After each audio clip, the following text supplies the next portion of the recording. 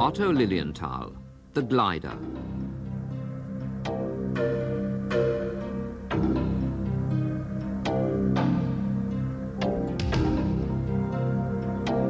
More than 2,000 years ago, people were already making plans to rise into the sky. But the decisive impulse for the development of modern planes was given by this construction of willow sticks and canvas. It was built and flown by the engineer Otto Lilienthal.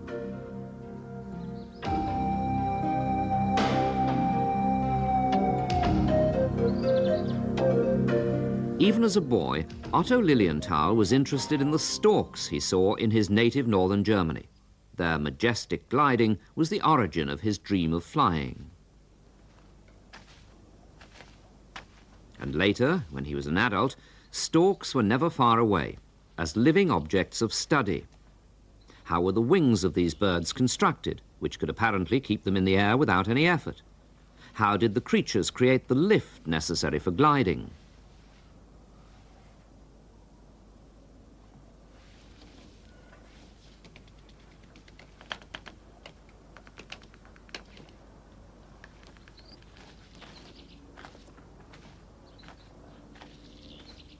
As an engineer, Lilienthal constructed a measuring apparatus, his rotating machine.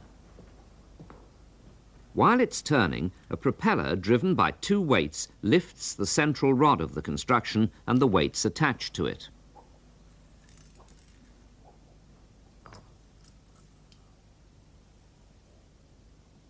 Lilienthal kept a careful record of these experiments. He could change several important parameters, like the weights and the speed of the propeller. But most important for him, he could adjust the size and profile of the surfaces that created lift and their angle of attack.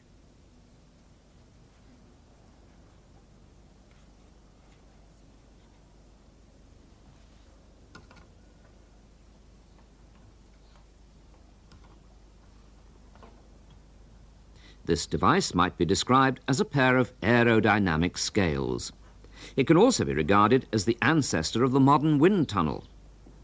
For 20 years, Lilienthal experimented with this apparatus, often assisted by his brother. Their investigations showed that most lift could be got from a curved wing profile that was thicker at the front. In this way, Lilienthal became one of the pioneers of aerodynamics.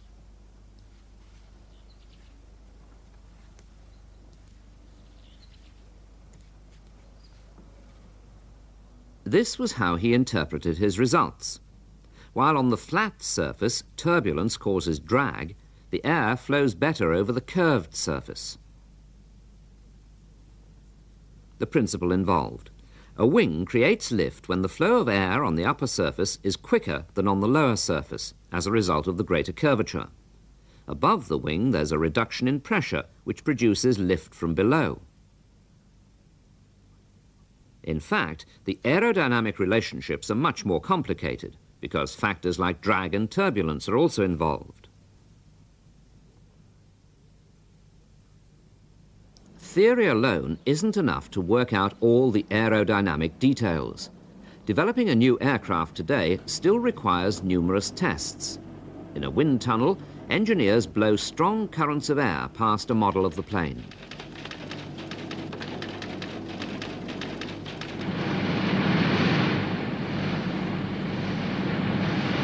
The technique of Schlieren photography makes visible the effects of the profile on the air currents. Even a tiny alteration in the profile can have major aerodynamic consequences. For this reason, when developing aircraft wings, designers use variable profiles, so-called laminar wings. A computer controls the flaps so that the angle of attack is always optimum. But back to our inventor. Otto on the left and his younger brother came from Anklam in western Pomerania. While they were still at school, the two boys built their first flying machine out of wood and leather, but it was unsuccessful.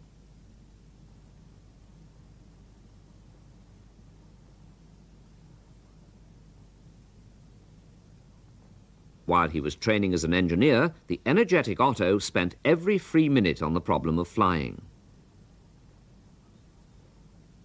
Somewhat later, thanks to his flourishing boiler factory in Berlin, he always had enough money to finance his expensive passion. Ever onward and upward.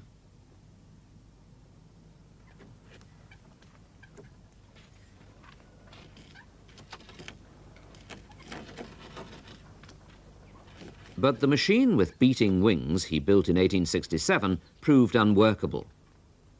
The machine may strike us as absurd, but it gave Lilienthal valuable information about lift and drag.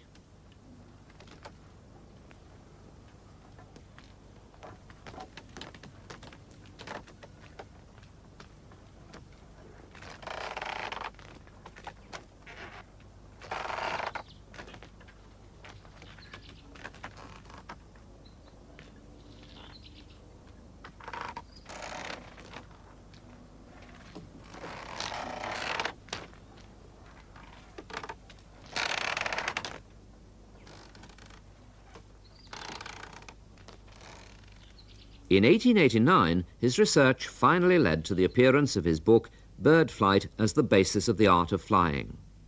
Many people regarded the stork expert Lilienthal as an idiot. But his book was destined to become a classic of aviation literature. His constant point of reference was the flight of birds. Thus, like Leonardo da Vinci, he was a pioneer who took nature as a model for technical innovations.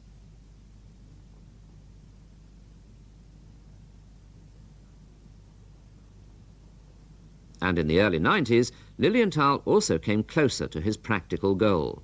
The present flying machine is intended to enable humans to achieve free flight. Those words appear in a patent granted to him for a sporting apparatus.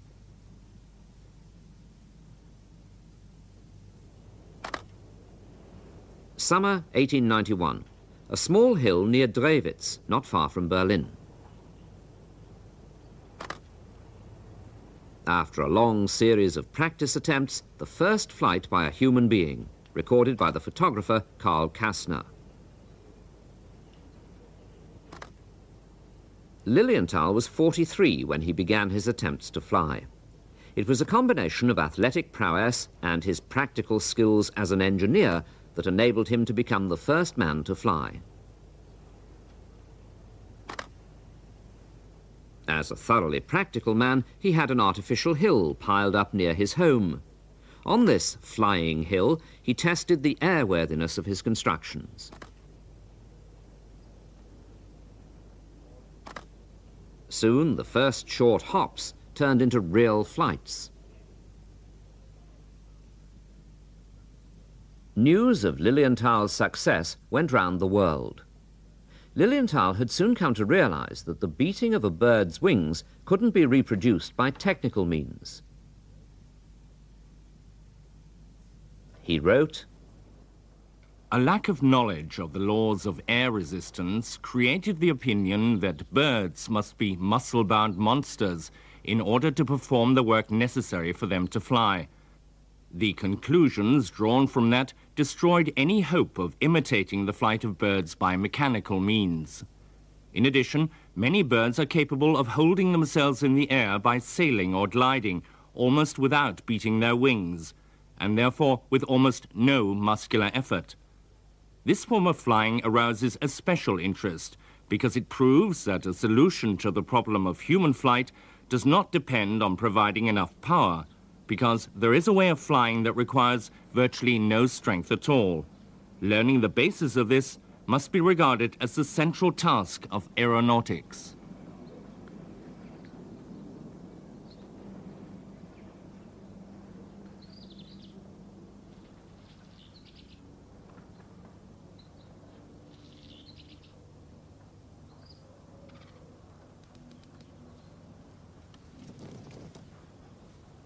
In constructing his gliders, Lilienthal used the simplest of materials.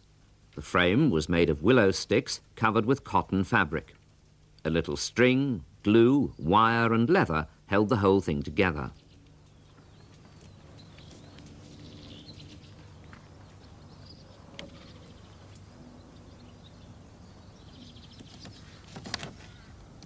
These shaped lathes gave the wing its final, slightly curved contour. Lilienthal built several models, varying in wingspan from 6 to 11 metres. Among them was a biplane. Lilienthal's gliders were production models. He sold several of them to flying enthusiasts all round the world. In summer 1896, he was just setting up a flying school for his sport when the powers of the air demonstrated their strength to the first aviator.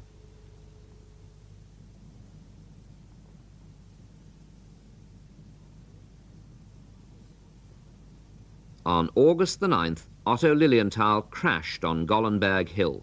He died the next day. The wrecked glider in the yard of his factory. The worldwide reactions to his death clearly reflected the respect in which his contemporaries held him. But we shouldn't forget his predecessors. For example, Sir George Cayley, who designed curved profiles for a flying machine at the beginning of the 19th century. But his ideas were never put into practice. Like Cayley, many aviation experts of the time demanded a powerful, lightweight engine. Among them was Hiram Maxim, the extremely rich inventor of the machine gun.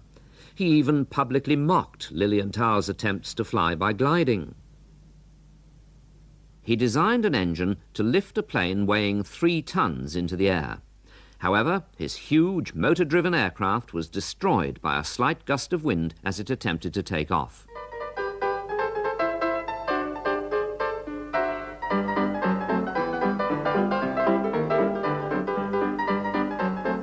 Others also worked along these lines, but without much success.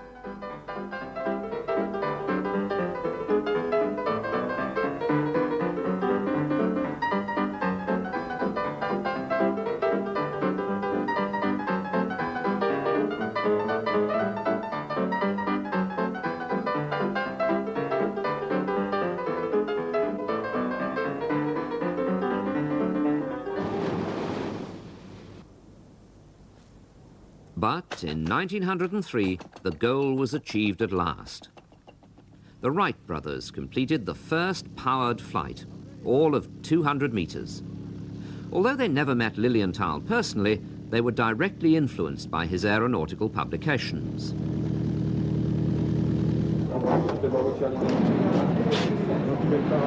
Today, at German airports alone, 400,000 passenger planes take off every year. Throughout the world, almost 1 billion passengers fly by plane each year.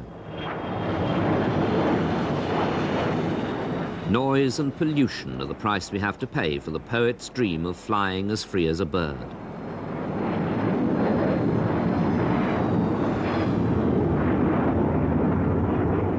Lilienthal may have done the theoretical groundwork on which this development is based, but modern air traffic is not the fulfillment of his vision. For him, flying was above all a sport.